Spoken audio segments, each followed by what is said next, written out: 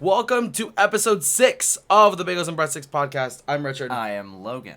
And we're not burnt out. No, we're not. And we're still mild tennis enthusiasts after all this time. Yeah, still mild. But what's not mild is our tournaments this week. Exactly. Our tournaments this week were actually very exciting. So we had 3 ATP 250s and the WTA 1000 in Guadalajara. Mm-hmm. And I don't even know where to start. There was a lot of really great tennis this week.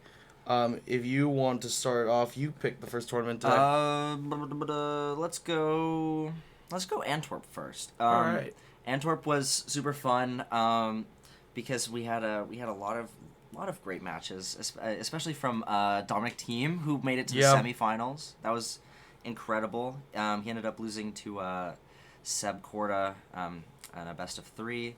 But Korda played really well all tournament, yes, but I think it's really great. I think our point here is that it was really great to see Thiem play as well as he did. Yep. And especially in that match against Hurkacz was amazing. It was phenomenal. Oh my goodness. That also went to 3, 2 tiebreakers. Oh my gosh, please watch the highlights of that. Do yourself a favor. That is an incredible game. But Felix wins against Korda in the final. Yep.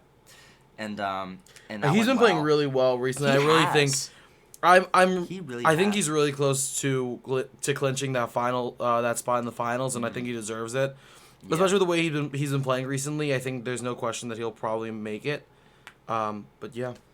Yeah. Do you have anything else you want to talk about specifically with Antwerp? I mean, not necessarily. I mean, Seb Korda, obviously, again, is really good to see him play well.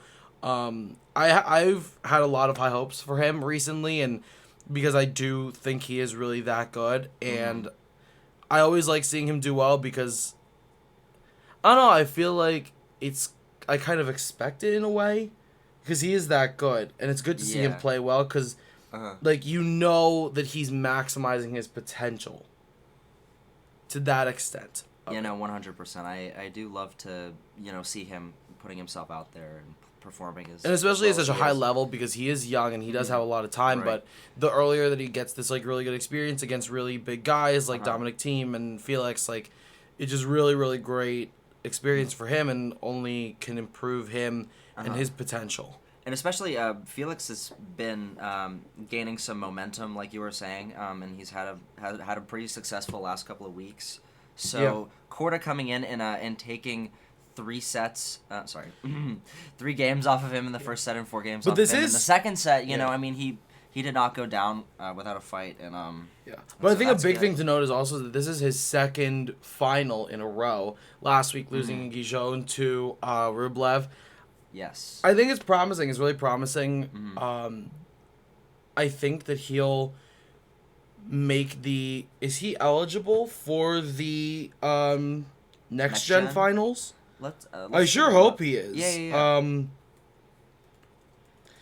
I don't think he is. Oh. He is 22, which makes him too old. Right now, it says for next gen who is playing, we have Musetti and Holger Rune. That's not surprising, and I think it's a really great, that's an interesting little segue. Let's talk about Musetti and that amazing match he played against Berrettini. Right, because they played in Napoli, and Musetti won. It was an all-Italian final, which I'm sure was absolutely riveting for the Italian audience. I'm sure that was glorious for them. But again, it was a really, really good match. But I think Musetti is so impressive. Has such I enjoy watching him because the way he plays is just so clean and it is so smooth, but with so much power. Mm-hmm. It's really, really fun to watch him play. And his one-handed is getting to be really, really cool, and I like the way that he plays. Yeah, I agree. Clean is a good word.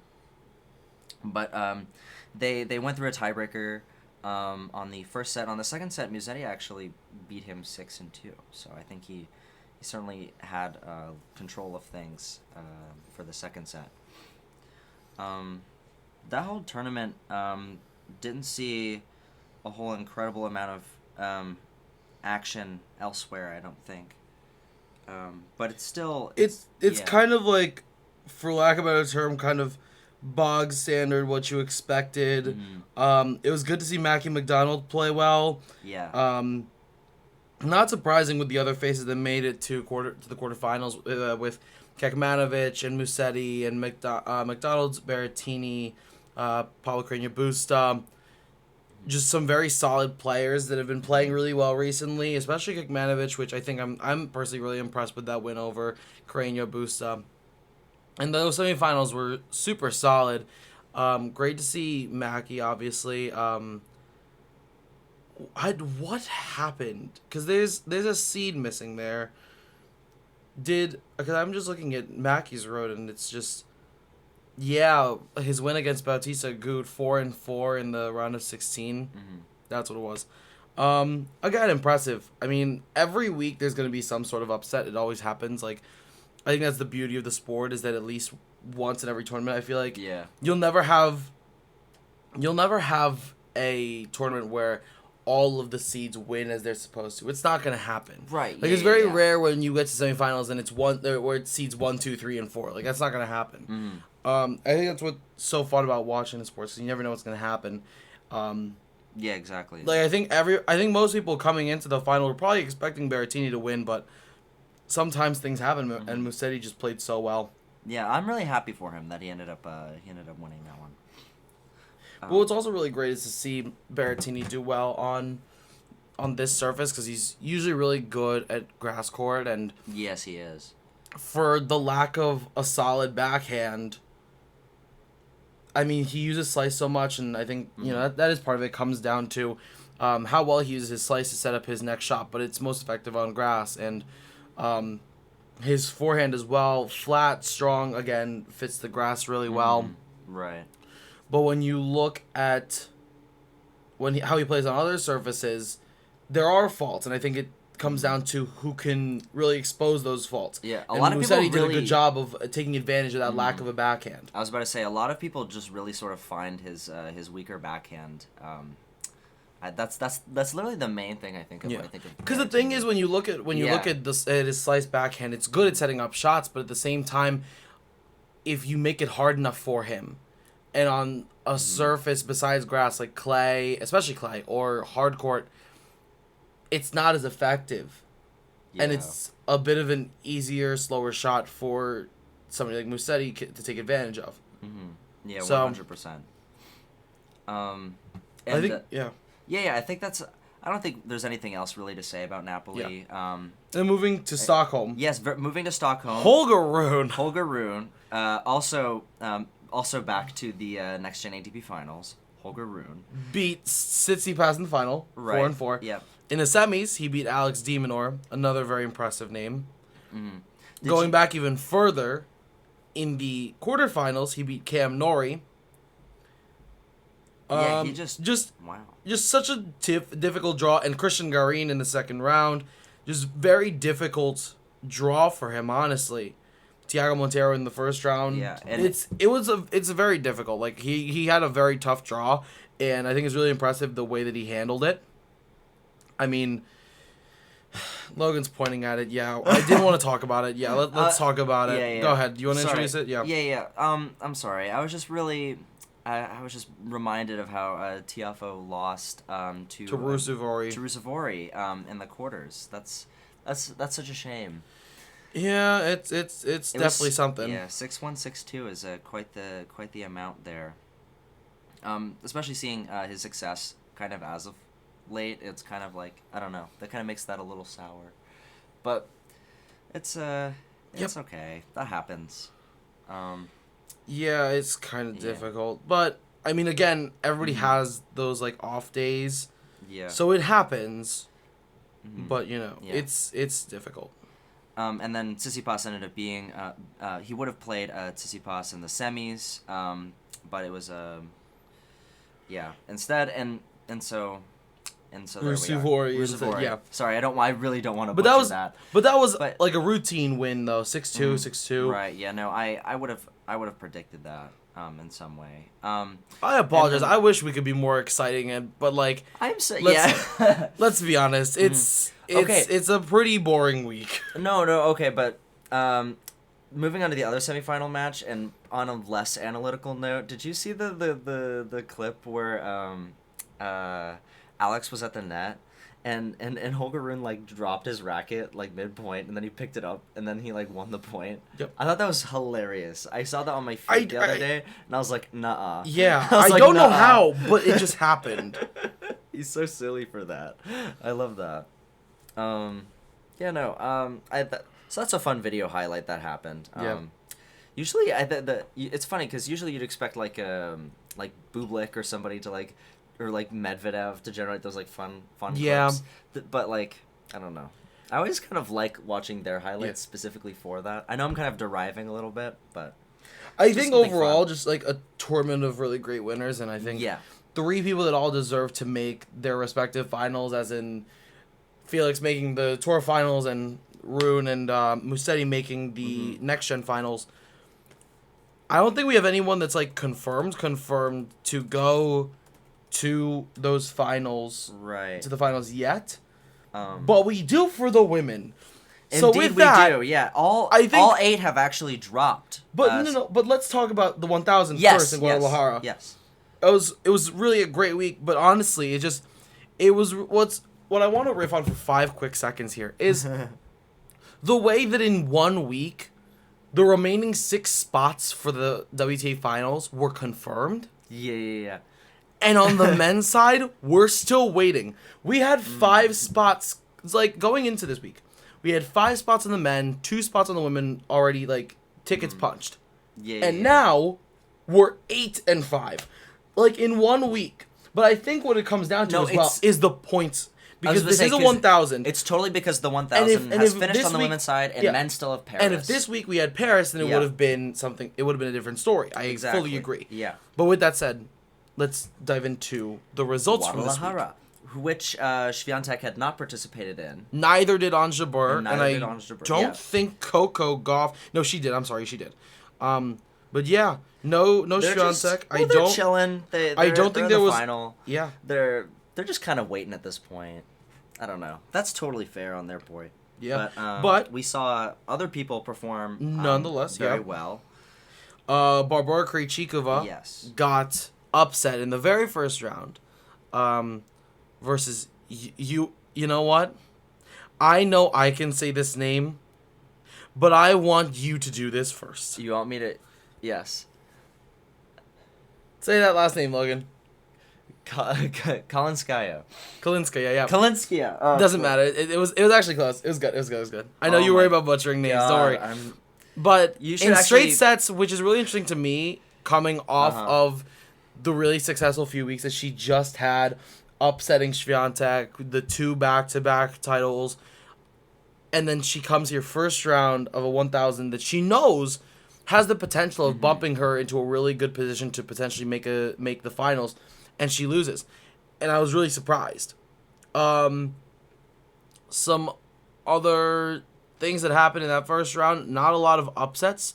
I mean, there was a really great first round match of Belinda Bencic and Leylah Fernandez. That was really entertaining to watch. That was a 3-setter that went Bencic's way. Not many other surprises because that first round, most of the seeds have bye rounds, but another one here is Beatriz Haddad-Maia loses to Katerina Siniakova, who we know is a very good doubles player. Very good doubles player with Krejcikova, which I think we talk about a lot, but having that doubles strategic ability and having those good reflexes at net, having good hands can often come in handy. 100%. But moving on, Paula Badosa retired in the second round after losing 1 set to Azarenka, which was really interesting. Yeah. But again, second round, kind of things as expected, but out came Sloane Stephens out of absolutely nowhere. Defeated Bencic. Yeah. I didn't know how. Sabalenka also lost to Samsonova as well in a great 3-setter. But yeah, I think let's just move on straight to where we are now in the final. Yeah. We're waiting. With Jesse Pegula's right. Opponent, Mm-hmm. currently Sakari and Buzkova, and Sakari had a really great moment when she clinched her spot to the tour finals and suspended. It's been suspended. I'm so tired. This so is sorry. a live reaction that the match between Sakari and Buzkova has been suspended. What was a really great match I need to riff on as well is the quarterfinal match between Azarenka and Coco Gauff. And I remember saying it before that I was so... I remember talking to you about this, Logan, about like how happy I am to see Azarenka back and playing well. And I remember that that run at the U.S. Open when she lost to Osaka in the final, and she was playing so well. And it really seems like she's starting to play really well again now. Her match against Coco was really impressive, and just her entire road to that semifinal where she lost to Pegula, it just started to look like she was back to her former form. Right. And so that's really nice to see because I always loved watching her matches. Because she plays with like a grit and a fire that's really fun to watch. And so like when she has those long matches like the one she had against Coco, just they're really entertaining and really fun to watch. But on that note, we do have our confirmed 8 that are going to the tour finals for the WTA. Yes, we do. And so would you like to read them off? let's go through them one by one and just let's shout out opinions. Ego. Yeah. No surprise there. No surprise. No surprise there whatsoever. And then Ons. No surprise. Again, no surprise whatsoever. Yeah. It's just they've played so well this year that there's it's not even surprising anymore. Yeah, it's becoming a motif of our podcast. It's just sort of like talking about how much we expected them to have succeeded, exactly how they did, and because they have been performing very well. But anyways, who we have at number 3? Jessie Pegula. Who I've been super impressed with of recent time. She's been really coming into her own, and she's been playing really well, and it's really impressive. Her ground strokes have improved a lot. I think her strategy has improved a lot. It's interesting when you like, because we cover both tours here, and you kind of have to like realize that playing on each tour has a different strategy that comes along to it. Oh, yes. And like the way the men play and the strategy that you need for playing on the men's tour is different in a lot of ways to the strategy and the way you need to play on the women's tour. The women's tour I feel like is a lot more reliant on consistency and longer rallies and great movement, whereas with the men's side it is partly based on surface, a lot of it, what I've realized. Who plays well on what surface to a bit of a greater extent than it is with the women. Because with the women, there's not as much like, oh, this one plays with topspin, this one plays flat. Whereas on the women's tour, I see a lot of like, they all, like most of them tend to play flat. On the men's tour, most tend to play topspin. And there's a lot of like nitty gritty that we could get into. But just on a general note, I think the women's tour, like, good movement is so key, and you can see who does so well with that when you look at like Iga and Coco, and why they do so well is because they move very well and they move very quickly. I was about to say, I feel like it's a difference in like sort of movement and like technique than like. But sort of, I also physical. feel like the women's tour tends to have longer points, like longer rallies. Yeah, it feels that way. But with that, the next name that was confirmed was Coco. American which I'm tennis. so happy about that. I'm really excited to see what she can produce. If she can play the way that she was playing at the French Open earlier this year, there's a lot of promise. No, I just think that she's so good, and it's so impressive that she's younger than us. Yeah.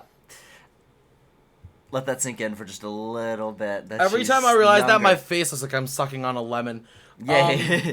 No, you should but see him right she's so now. good. But she's she is so good. Phenomenal. Oh my and gosh. It's so impressive of what she can produce at such a young age. The next name... And in doubles, too. Yeah. And they are... Pegula and Gauff are going to the doubles tour finals as well. Again, super impressive. The next name, Caroline Garcia. Which is so surprising to me. Because that name... Like, okay, now looking backwards, now it's not surprising at all. But but if you told me at the beginning of the year that Caroline Garcia would come out of nowhere and do everything that she's done, I would have said that you're lying. Like, she's been so good this year, and I don't think anyone expected it at the beginning of the year. Like, Garcia was not somebody that was on people's radar for this year. But she very quickly started to be on everybody's radars after, I believe, was it the U.S. Open where she had the really deep run? Maybe. I'm gonna look that up.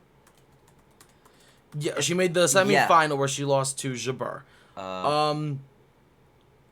She's been so impressive. Like, her end of the like, her second half of the season was so impressive, and she was doing so well. She won the Cincinnati Masters. I think that the point where people started realizing, like, how really good she had become was at the Poland Open when she won, but more importantly in the quarterfinal when she beat Swiatek in front of her home crowd. Which meaning is crazy. In front of Swiatek's home crowd. Right. But such an impressive second half to her season that really pushed her over the edge and just really put her on everybody's radar. Yeah, no, it was very interesting seeing her go this far, and I'm excited to see what she can do in the finals. Agreed. And the next one is Sabalenka. Yes. Which... Yeah. I have mixed emotions. I also kind of do, because I don't know. Because, like, last year, she was really good. Let's be... Okay, she's still really good, but, like, I don't know. She made the semifinals of the U.S. Open. Yeah. Lost to Swiatek, and made the semifinal of Cincinnati. But as a whole, what I realize about Sabalenka is I feel like her making the finals is just a compilation, and this is not to say it is anything good or bad. It is a compilation of a lot of deep runs, but no title closes. Yeah, like, I was about to say, because she hasn't been finishing. She's made finals and semifinals and quarterfinals, but I don't think she has if I'm not mistaken, she doesn't have a title this year. You know, she in Guadalajara, she lost in the round of 32. So to Samsonova. But again, like, it's not completely unheard of, and for somebody to make it without winning a title in that year, and that just comes from a level of consistency. And I will say, because she is a talented player. In a certain respect, that's impressive. To make so many semifinals and finals and quarterfinals that you don't need to win a title and you still make the tour finals. Yeah. And you still stay up as high as you are. But with that, there's so much power in her game that I think is going to be really interesting to how she deals with all of these different types of players. But I think it's what makes the Tour Finals this year so much fun. Next one is another name that I don't think anybody was thinking of at the beginning of the season, and that's Daria Kasatkina. Yeah. What on earth? I don't know what got into her, but she, again, another one, has been doing very well. Kasatkina was always a player that I kind of paid attention to. I knew she was there. I knew she was good. But again, she had won some, like, smaller titles, but again, there's, I think, also a level of, say, consistency, because she's made a decent amount of quarterfinals, the semifinals at the French Open, and more semifinals at big tournaments like the Italian Open in Rome. I just think, again, just like a level of consistency that kind of keeps her up there. But she did win 2 titles this year, I think, at a minimum, which is pretty good. And yeah, a really interesting player. I think the only player on the women's side, if I'm not mistaken, who uses rackets from Artengo. Yeah. Huh. Artengo's the brand that Monfils uses. The new brand that he just signed with. Oh, recently. Yeah, right. Okay, I was wondering. I was like, I've never seen that before. I don't remember who she started with, but I know she went to she was with Technofiber for a long time. And when Technofiber signed Swiatek, that became like their WTA kind of like face, Right.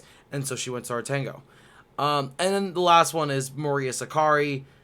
Sakkari is one of the names that I really expected to see at these tour finals. I was worried she wouldn't show up though. I know. She plays. I love watching her play. She's again like She has a lot of energy. I have the same kind of notes as I do for Sabalenka. She's a very strong player and just she hits so hard. Like I've seen her play in person, and she really does. I've seen them both play in person, and they hit the ball so hard, and it's so impressive to see the way that they can. I don't know how much force they put on the ball. Like it's just, I don't know how to like describe it. Yeah, no, they both play super flat and like it's one of those baseline games. It's those kinds of players where Yeah. you kind of just look at them in person and you're just like, the TV does not do it justice. Oh no. There's so much power and so much fire in their game, and it makes them so entertaining to watch, especially Sakkari. And obviously, I've been so excited. She's been on my radar since she played Hopman Cup with Tsitsipas, and that was such a fun pairing to watch. And it's so fun to watch the Hopman Cup because the Hopman Cup is just such a relaxed tournament. It's just so kind of low stakes, so everybody's just kind of out there having fun, and it's just really fun to watch. But I think the last thing we have to talk about is the bombshell news that came out today. Sorry, not today. Earlier this week, with Simona Halep. For those who don't know, Simona Halep failed a drug test for roxadustat. And I'm gonna read the statement that she put out. Go ahead. Today, because this is Halep's Instagram post, her statement. Today begins the hardest match of my life, a fight for the truth. I have been notified that I have tested positive for a substance called roxadustat in an extremely low quantity, which came as the biggest shock of my life. Throughout my whole career, the idea of cheating never even crossed my mind once, as it is totally against all the values I have been educated with.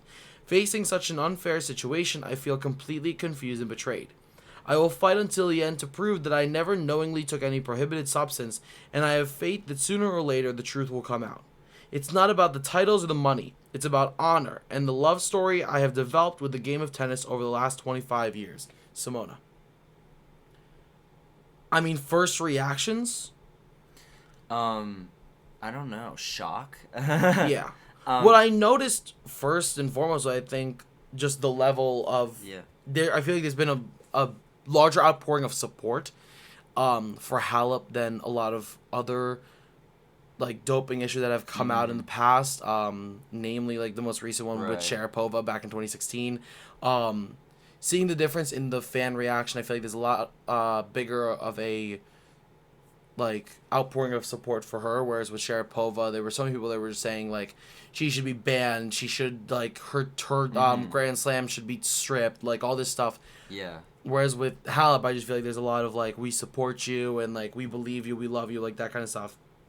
But what I found most interesting is Darren Cahill, Simona's longtime coach, came out with a statement of his own, and he fully supported her.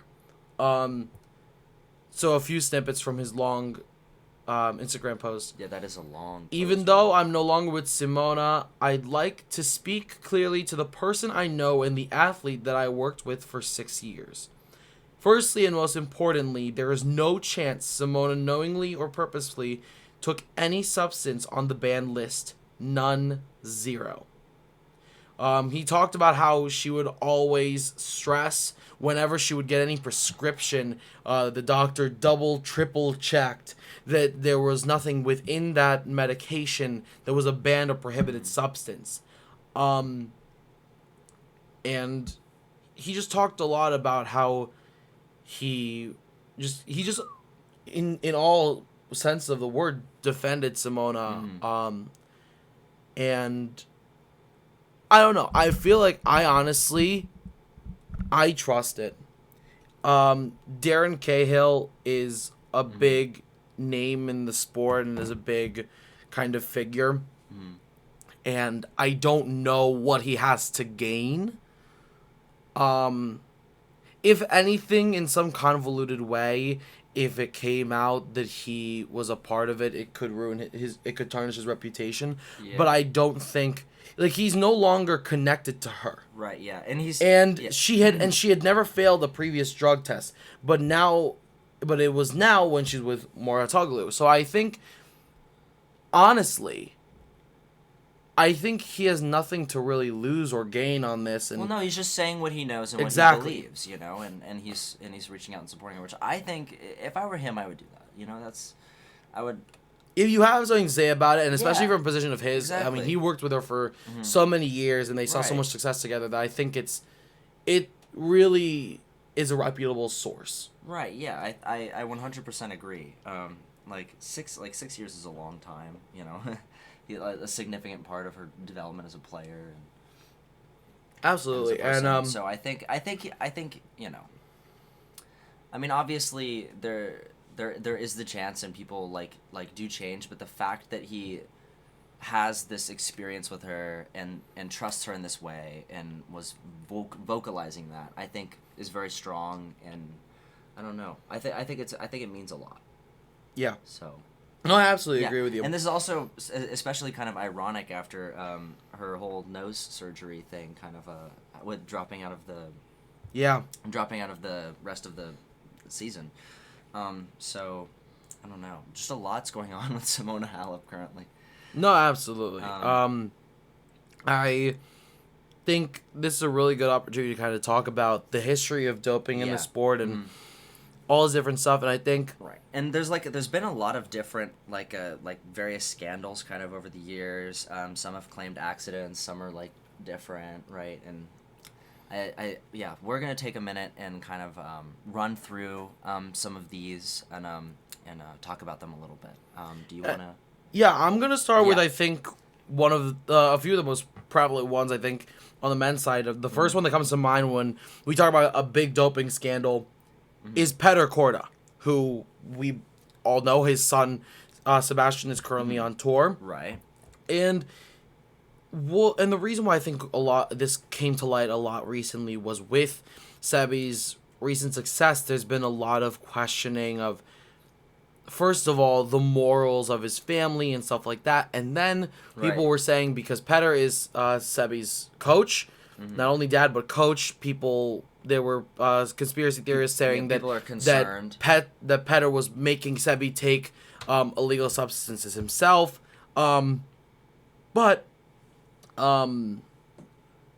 After it's a complicated story, but after his quarterfinal match against Tim Henman at Wimbledon in 1998, Korda tested positive for nandrolone. But he was banned after his retirement because he had retired. Okay, there was a lot of things that happened throughout, like, the rest of 98 going into 99. But he retired after he wasn't able to qualify for Wimbledon in 1999. And that was right before the ban. So the ban was officially placed in the beginning of September of 99. And Korda had announced his retirement after not being able to qualify in Wimbledon 99, which we both know is in, like, July. So, but I think it brought a lot of things into question, and it's really unfortunate, in my opinion, that now a really good player in Sebi Korda, that his kind of reputation was being Yeah. questioned because of his father's actions. Right. I can imagine that you know it carries a lot of weight to it that you know, he kind of has to like get over, I think, in some way when he's out there playing. So I don't know. If you want to continue with the next one. Oh yeah. Where should I go? Maybe You can pick where you go. let's go with Andre Agassi in '97. That was I forgot that happened. Yeah, no. I actually learned about this earlier for the first time, but he it was methamphetamine, and basically he admitted that he became addicted to meth during 1997, this is a quote now, after his assistant introduced him to the drug, and he ended up facing personal and professional problems. But yeah, no. Wow. It's kind of difficult, but like when you look at Yeah. doping as a whole, I will ask Because the, basically what happened was he initially, I think, blamed the positive result on a spiked drink, and then that kind of came out after, after a little bit, where he kind of sort of was like, yeah, that was not a spiked drink, and I was dealing with some stuff, and good on him for at least coming back to that and sort of coming out with that truth. I think that was very bold and admirable of him, even though it's kind of an unfortunate situation he was in. And this is also kind of a different situation because it's not like a strategic drug, to make you play better. It's like it's it's narcotics. It's like it's. So I'm gonna mention one more, and then I'm gonna Yes. pose a question to you, and it's gonna be the big one of recent time, that Sharapova. We briefly went out, just mentioned it earlier, but back in 2016, she confessed to failing a drug test at the Australian Open. The drug was meldonium, which is used to treat heart disease, and so she actually said that there was no wrongdoing on her behalf, that it was in a prescription drug that she had been using for a long time, but the drug was placed on the banned substance list by the ITF at the beginning of that year on January 1st of 2016. So there's a lot of questioning of was she aware? Did she know? In all like fairness and honesty, she should have known. But again, remembering because that it's blood circulation. Yeah, and that is a performance enhancing drug. Right. They did find. And it's interesting, the situation, and how it was sort of found at that time to be performance enhancing, or that they looked into it at that time, but she claimed to have been using it for so long. So of course that kind of raises questions and credibility to her success until then. Yep. Right. 10 years is a long time, and that goes back to 2006, Oh, yeah. which means she had been using it, and I'm pretty sure all, if not all, of her Grand Slam wins. No, the only ones being Wimbledon in 2004 and potentially U.S. Open in 2006, depending on when she started with the medication. But that illegitimizes, technically illegitimate. Well, that was going to be the question. It brings into question 3 of her 5 Grand Slams, which is really interesting. But let me pose this question to you. Awesome. If a player is found for doping, what do you think is the appropriate punishment? Are we saying stripping of titles, fines, bans, suspension? I'm sure you would agree with me in saying that in my opinion at least, it depends on the level. Yes. And It for what 100% level depends. does what, punishment correspond to? And I don't know. I think, because it's totally. I don't think it should necessarily be a money thing. I feel like money. I feel like because obviously people get it's a game of titles. It's a game of it's a sport, right? I don't think like a fine would really be substantial. I think. No, yeah. I think my mind goes to ban, depending on specific situation, and I think they should figure out. I don't know exactly because I'm thinking about this on the spot, how they would differentiate sort of like substance abuse with like drugs like methamphetamine versus performance enhancing drugs. Yeah. Right? Because those have different effects. Right, on players in the game, but also they're taken for different reasons, and I feel like that there are some implications there that sort of, I don't know, might be differentiated. Yeah.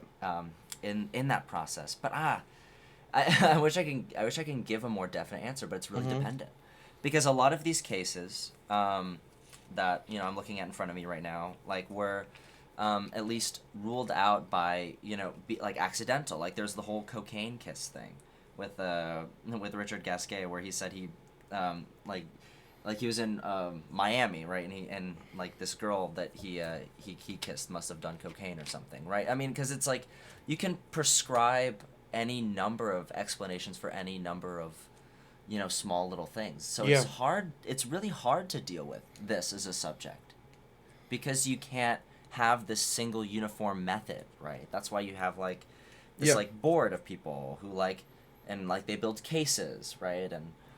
And I think I like the case system in that sense. I think it functionally works. That's fair. And Yeah. I think that preventing them from playing if it's a guilty case, I think that makes sense. Because they're using performance enhancing drugs. And if they're doing it on purpose, then they're doing it to play better. And preventing them from playing, I think, is just sort of the simple, apt response to that. Do you kind of pretty much agree with that, or? Yeah, pretty much. It's- I think if it's Yeah. accidental and if it is actually found as accidental, Mhm. then that, like what happened with Sharapova, reducing the ban, but I think so Right. we're reducing the suspension. I do think that a fine is still in line. I think the stripping of titles depends on the level and to what intent. Yeah. If it is found that it was with malicious intent to win, I think you could easily just like Right. if it was to an extreme, like if it was very heavy usage and it was definitely like very like performance altering, and that was the reasoning for it to play better, I think you could very easily strip a Grand Slam and reward it to the runner up. Very easily. Yeah. I was just thinking about that, about runner-ups and how they feel about these kinds of situations. Like, how would you feel? How do you think Simona Halep felt realizing that she lost that French Open to somebody who was under what was later found to be a performance enhancing drug or something like that? Like Exactly. I at least would honestly, like, let's be honest, I would feel really infuriated. Yeah, no, I would. Understanding that your opportunity was ruined because somebody had that much of a will. And then there's like Sarah Ronnie in 2012 and 2008 she beat Anna Ivanovic at the Australian Open. And how do these three women feel? Yeah, it's such a sour situation overall, because if I was a runner up, Yeah. and let's say that they stripped the title, right, and gave it to me, then there'd be, I don't know, I at least, this is just from my personal views as an athlete, I would feel like it would be illegitimate somehow, even though Yeah, I agree. like I might have performed, better, or I might have won, right? Just like in spite of the whole doping thing. Yeah. I think it's such a complicated, like, emotional, like, thing, like getting this trophy swapped into your possession, right? Yeah. Due to this illegitimacy. And But another thing is when you also realize, like, and I'm gonna harp on this one because 2014 French Open, that final between Sharapova and Halep is, in my opinion at least, one of the greatest matches in French Open history. That Yeah. 3-set match was insane, and I watched it front to back, and it's so good, such a high level of tennis, and to think that Sharapova's performance could have been altered by that substance is insane. Yeah, I know. Oh my goodness. Like, I think it just begs the question, how different would things have been had there been no substance use? Yeah. But at the same time, there's also the thing of, at the time, that drug was not on the banned substance list. Exactly. And, I think, if anything, because of that it makes legal sense for her to keep her titles, because it's not a banned thing. Yeah, if it was banned and it got through the cracks, then maybe, yeah, but I mean, Yeah. it wasn't at the time, and they just now, I think, realized that it had performance-enhancing effects. That's just, at that point, this is going to sound a little weird, pardon me, but if you are aware that this thing you are taking will have these sort of, no matter how large or small, these effects that will benefit you, and there's no reason for you to not do it, right? There's no written thing preventing you from doing it. I don't know. It's just capitalizing at that Yeah, point. but at the same time, though, what also needs to be remembered... I have moral qualms about doing that myself, right? But other people might not, and I don't know. But what also needs to be remembered is that at the time, the substance that she was taking was in her medication. It was. So it wasn't necessarily then... It wasn't necessarily that she knew Yeah. that it did this or this. It was a matter of it was, Yeah. We'll see, yeah. And then on top of all of that information, like you were saying, right, everybody wanted to... Everyone was really pissed, weren't they? Oh, yeah, they were furious. People were furious. People were, like, calling for her to have her title stripped and stuff. Like, it's insane how kind of the world kind of turned on her on the flip of a switch. Yeah. And I guess if I may, because you were talking about this earlier, about talking about the distinguishment between that reaction versus the latest reaction to Halep's thing. What are your thoughts on sort of the differentiation between how people have reacted to those? I think what I really want to take a look at is what Halep's drug was and what the perceived effects were. Yeah. That's part of it. I think the other thing is...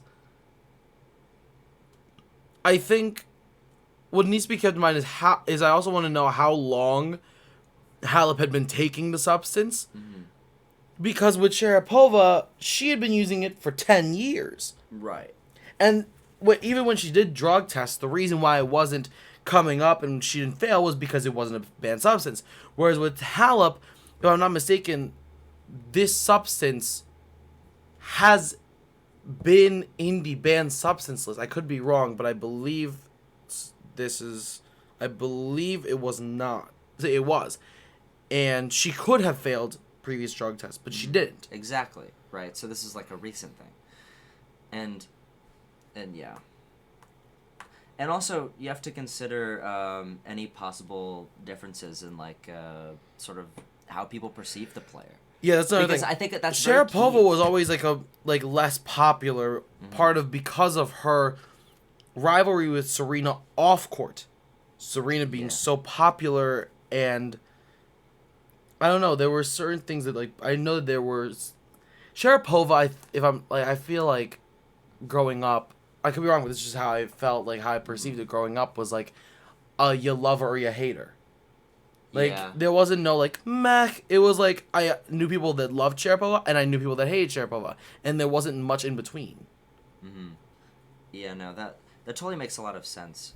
Because I think it's important to consider those audience perspectives, because I don't think that that there's going to be obviously a lot of tennis fans will sit down and look at sort of these different cases, because, they care about the sport, like we do, and they'll sort of evaluate it based on that. But a lot of people genuinely will just kind of be like, I like them, I support them, I don't like them, I don't support them. Yeah. And I think that that's I don't know. I think people just genuinely sort of have a more, or just connect more with Halep as a player. So I think that that's why this has been more positive. What really interests me now is what's going to happen moving forward. Yes. Will she be back next year? What's going to happen? What action, punishment, whatever will be taken? And I think the best way to see is to wait. And with that, we'll see you next week. Yep. See ya. Bye-bye.